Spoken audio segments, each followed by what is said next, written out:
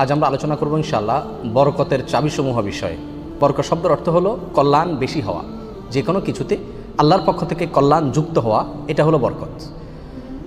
দুনিয়ার যে কোনো বস্তুতে যখন আল্লাহ সুবহানাহু ওয়া তাআলার পক্ষ থেকে কল্যাণ যুক্ত হয়, বিষয়টা যখন কল্যাণকর হয়ে যায়, উপকারী হয়ে যায়, তখন সেটা পরিমাণে অনেক অল্প হলেও আমাদের জন্য সেটা অনেক বেশি উপকার বয়ে আনে। অনেকে অনেক দীর্ঘ হায়াত পাইছেন, কিন্তু দীর্ঘ হায়াতে তেমন কিছু করার সুযোগ পান নাই, তার মানে জীবনে বরকত হয় নাই। অনেকে প্রচুর পরিমাণ সম্পদ কামাই করেছেন, কিন্তু সেই সম্পদ থেকে কোনো হিসাব খুঁজে পাচ্ছেন না যে কোথায় কী করলেন, বরকত নাই। অনেকে দেখা যাচ্ছে যে অনেক কাজ করেছেন, কিন্তু ফলাফল দেখা যাচ্ছে খুব বেশি একটা দৃশ্যমান না, তার মানে বরকত নাই। এর বিপরীতে দেখা যায় একজন অল্প কামাই করছে, মাশাআল্লাহ, এর ভিতরে সে অনেক কিছু করে ফেলেছে। কারণ হলো তার এই কামাইতে কী ছিল? বরকত ছিল। এই কামাইতে আল্লাহ সুবহানাহু ওয়া তাআলার পক্ষ থেকে কল্যাণ ছিল। অতএব আমাদের জীবনে, আমাদের আমলে, আমাদের রুজিতে, আমাদের ইনকামে, আমাদের সন্তান সন্ততিতে, আমাদের সব কিছুতে আল্লাহ সুবহানাহু ওয়া তাআলার পক্ষ থেকে বরকত আসবে।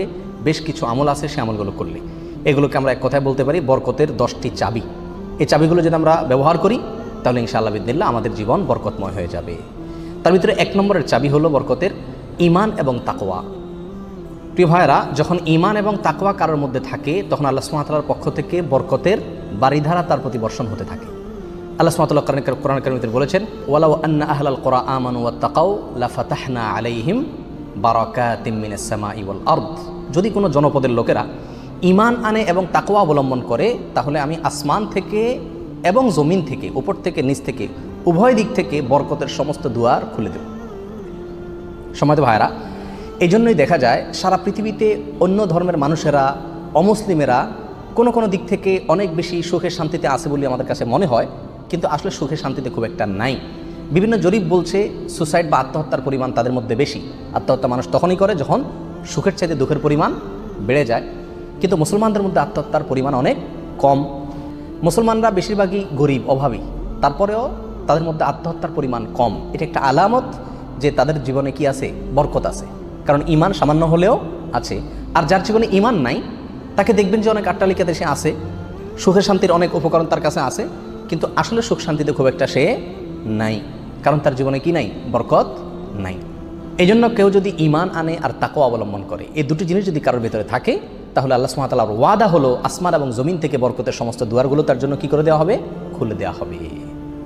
এই জন্য ভাই, ঈমানকে খালেস করতে হবে শিরক থেকে, কুফরি থেকে, নেফাকি থেকে। শিরক, কুফর, নেফাক, এগুলো থেকে ঈমানকে পরিচ্ছন্ন করতে হবে আর তাকওয়া অবলম্বন করতে হবে। তাকওয়া কি? তাকওয়া হলো আল্লাহর ভয়ে যে কোনো হারাম কাজ থেকে বেঁচে থাকা। আল্লাহর ভয়ে যদি আমি হারাম কাজ থেকে বেঁচে থাকার মানসিকতা আমার ভিতরে থাকে, যার ভিতরে যত বেশি থাকবে আল্লাহ সুবহানাহু ওয়া তাআলা তার জীবনকে তত বেশি বরকতময় করে দিবেন। বরকতের 2 নম্বর চাবি হলো যে কোনো কাজের শুরুতে বিসমিল্লাহ বলা। যে কোনো কাজের শুরুতে কি করা? বিসমিল্লাহ বলা। নবী আলাইহিস সালাম বলেছেন, তোমাদের মধ্যে কেউ যখন খানা শুরু করে এবং সে যদি বিসমিল্লাহ বলে, তো শয়তান তার সাথে ওই খাবারে যোগ দিতে পারে না, ভাগ বসাতে পারে না। যেটুকু আছে সেটুকু তার জন্য কল্যাণ বয়ে আনে, কল্যাণ করা হয় খাবার। অনুরূপভাবে কেউ যদি বাসা বাড়িতে প্রবেশ করে, বিসমিল্লাহ বলে ঢুকে, তাহলে সেই ঢোকার সময় তার সাথে কি হতে পারে না? শয়তান যোগ দিতে পারে না। অনুরূপভাবে প্রত্যেকটা কাজে বান্দা যখন ভালো কাজে যখন বিসমিল্লাহ বলে শুরু করে, তখন শয়তান সেই কাজে আর অংশগ্রহণ করতে পারে না। আর শয়তান যখন ইন্টারফেয়ার করতে পারে না, তাহলে আল্লাহ সুবহানাহু ওয়া তাআলার পক্ষ থেকে সেখানে বরকত আসা খুবই সহজ হয়ে যায়, এটাই স্বাভাবিক। অতএব বিসমিল্লাহর পরিমাণ বেশি বলা। 3 নম্বর বরকতের চাবি হলো ভাই কোরআনে কারীমের সাথে সম্পৃক্ততা বাড়ানো। যে যত বেশি কোরআনের সাথে সম্পর্ক গড়বে, তার জীবনে তত বেশি বরকত নেমে আসবে। যে ঘরে কোরআন তেলাওয়াত হবে, কোরআনের চর্চা হবে, কোরআনের শেখা হবে, কোরআন বুঝাবুঝি হবে, কোরআনের উপর আমল করার প্রবণতা থাকবে, অভ্যাস থাকবে, সেই ঘরে আল্লাহ সুবহানাহু ওয়া তাআলার বরকত তত বেশি আসবে। আল্লাহ সুবহানাহু ওয়া তাআলা কোরআনে কারীমের ভিতরে বলেছেন, ওয়াহাদা কিতাবুন আনজালনাহু মুবারাক। কোরআনে কারীমকে আল্লাহ সুবহানাহু ওয়া তাআলা কোরআনের বহু জায়গায় বলেছেন যে এটা কিতাবে মুবারাক। এই কোরআনটা হলো কি? বরকতময়। অতএব এর সাথে যে যত বেশি সম্পৃক্ত হবে, তত বেশি তার জীবন কি হবে? বরকতময় হয়ে যাবে। নবী আলাইহিস সালাম বলেছেন সহিহ মুসলিমের হাদিসে, ইন্নাল্লাহা ইয়ারফাউ বিহাদাল কিতাবি আকওয়ামা ওয়া ইয়াদাউ বিহি আখারিন। আল্লাহ তাআলা এই কিতাব দিয়ে বহু মানুষকে উপরে উঠাবেন, আবার বহু মানুষকে নিচে নামাবেন। অর্থাৎ এই কিতাব, কোরআন, এটাকে যারা ফলো করবে আল্লাহ তাআলা তাদেরকে মর্যাদা বাড়াবেন, আর যারা ফলো করবে না তাদের মর্যাদা কমাবেন। বাহ্যিকভাবে মনে হবে সুখের সাগরে ভাসছে, আসলে দুঃখের কোনো অন্ত তাদের জীবনে থাকবে না। তাহলে বরকতের 3 নম্বর চাবি হলো কি?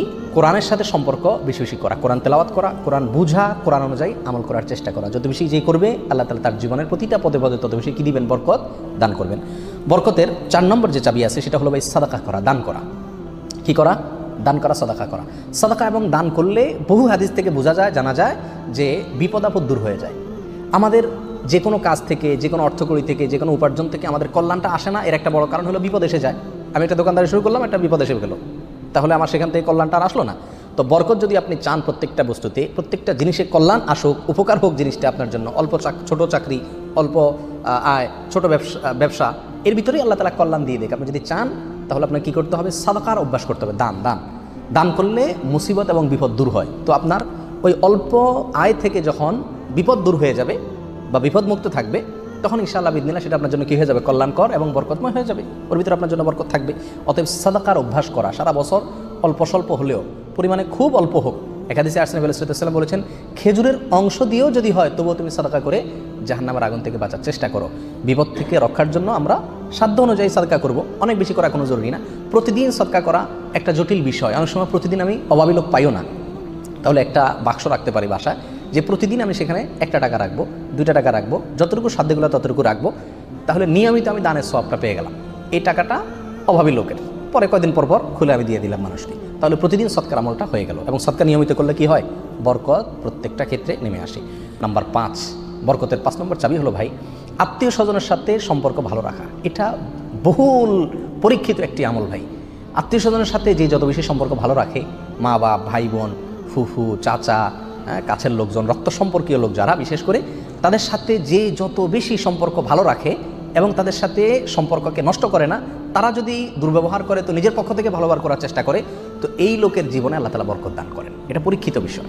অতএব এই চাবিটি বরকতের, এটা খুবই গুরুত্বপূর্ণ। 5 নম্বর, অর্থাৎ আত্মীয় স্বজনের সাথে, রক্ত সম্পর্কীয় লোকদের সাথে কী করতে হবে? সম্পর্ক সবসময় বিল্ড আপ করার চেষ্টা করতে হবে। তাদের খোঁজখবর নিতে হবে, সাধ্য অনুযায়ী তাদের পাশে দাঁড়াতে হবে। যদি পাশে দাঁড়াতে নাও পারেন, অন্তত সম্পর্কটাকে কী করতে হবে? ভালো রাখার চেষ্টা করে যেতে হবে। নাম্বার 6, বরকতের 6 নম্বর চাবি হলো ভাই, সকালবেলায় ভোরে ভোরে কাজে যাওয়া। নবী আলাইহিস সালাম দোয়া করেছেন, আল্লাহুম্মা বারিক লি উম্মতি ফি বুকুরিহা, আল্লাহ আমার উম্মতকে সকালবেলা আপনি বরকত দান করবেন। অন্য এক রাওয়ায়াতে আসছে বুরিক লি উম্মতি ফি বুকুরিহা, তিনি বলেছেন আমার উম্মতের জন্য সকালবেলার সময়টাতে বরকত দেওয়া হয়েছে। অতএব সকালের সময়টাতে আপনি ঘুমায় থাকেন, তাহলে বরকত কোত্থেকে আসবে? এই টাইমটাতে কাজ করতে হবে। এবং কিছু কিছু কাজ আছে, কিছু কিছু পেশা আছে যে সকালবেলা করার মতন। আপনি মার্কেটের দোকান আছে, সকালে ভোরে খোলার সিস্টেম নাই, তাহলে সেটা তো আপনি খুলবেন না। কিন্তু অন্তত তার প্রাক প্রস্তুতিগুলো সকাল থেকে হয়ে যাওয়া উচিত। এবং সকালের টাইমটা আসলে ঘুমের কোনো উপযুক্ত টাইম না। আপনি রাতে ভালো করে ঘুমান, বেশি করে ঘুমান, সকালে ঘুমাবেন না, দুপুরে ঘুমান। কিন্তু সকালে ঘুম এটা কোনো প্রশংসনীয় ঘুম নয়, স্বাস্থ্যের জন্য ভালো নয়, ইসলামী দৃষ্টি থেকেও খুব বেশি প্রশংসনীয় নয়। এই জন্য সকালবেলা যদি কাজে বের হওয়া যায়, তাহলে ইনশাআল্লাহ জীবনে কী আসবে? বরকত আসবে। যেই কাজই করেন আপনি সকালবেলা, সেই কাজে আল্লাহ তাআলা কী দিবেন? বরকত দান করবেন। নাম্বার 7, বরকতের 7 নম্বর চাবি হলো ভাই, নিজে 5 ওয়াক্ত সালাত আদায় করতে হবে এবং পরিবারের লোকদেরকে সালাতের নির্দেশ করতে হবে। বহু লোক নিজে নামাজ পড়ে, কিন্তু বাচ্চা কাচ্চা, ফ্যামিলির লোকজন তারা নামাজ পড়ছে কিনা সে বিষয়ে কী করে না? খবর রাখে না। আল্লাহ সুবহানাহু ওয়া তাআলা কোরআন কারীমের ভিতরে বলেছেন, ওয়া উমুর আহলাকা বিস-সালাত, তুমি তোমার পরিবারকে নামাজের নির্দেশ করো। নিজে তো পড়তেই হবে, পরিবারকেও নির্দেশ করো। ওয়াসতাবির আলাইহা, এবং এটার উপর অটল থাকো, ধরে রাখো এটাকে। তাহলে কি হবে? লা নাসআলুকা রিজকা, আমি তোমাদের কাছ থেকে, আল্লাহ বলছেন আমি তোমাদের কাছ থেকে রিজিক চাই না। নাহনু নারযুকুকা ওয়াল আকিবাতু লিত-তাকওয়া, বরং এই কাজ করলে, আমল করলে আমি তোমাদেরকে রিজিক দিব, বরকত চলে আসবে ইনশাআল্লাহ। নামাজ নিজে পড়তে হবে এবং পরিবারকে নামাজের নির্দেশ করতে হবে। নাম্বার 8, বরকতের 8 নম্বর চাবি হলো ভাই, তাওয়াক্কুল করা আল্লাহর উপরে, আল্লাহর উপরে ভরসা করা। মুমিন যত বেশি আল্লাহর উপরে ভরসা করবে, আল্লাহ তাআলা তত বেশি তাকে সাহায্য করবে। আর আল্লাহর প্রতি ভরসা যত কমে যাবে, আস্থা যত কমে যাবে, নির্ভরতা যত কমে যাবে, দুনিয়ার কোনো বস্তুর প্রতি যখন আস্থা বেশি হয়ে যাবে, আল্লাহ তাআলা তাকে ওই বস্তুর হাতেই বেইজ্জত করে ছাড়েন। এটাই আল্লাহ সুবহানাহু ওয়া তাআলার সুন্নাহ। যার কারণে আল্লাহর প্রতি যে যত বেশি তাওয়াক্কুল করে, আল্লাহ তাআলা তাকে তত বেশি উদ্ধার করেন এবং সাহায্য করেন। বরকতের জন্য এটা একটা অন্যতম উপায়। যে যত বেশি আল্লাহর উপরে ভরসা করবে, বিশেষ করে রিজিকের ব্যাপারে, তত বেশি আল্লাহ সুবহানাহু ওয়া তাআলার পক্ষ থেকে কী আসবে? বরকত আসবে।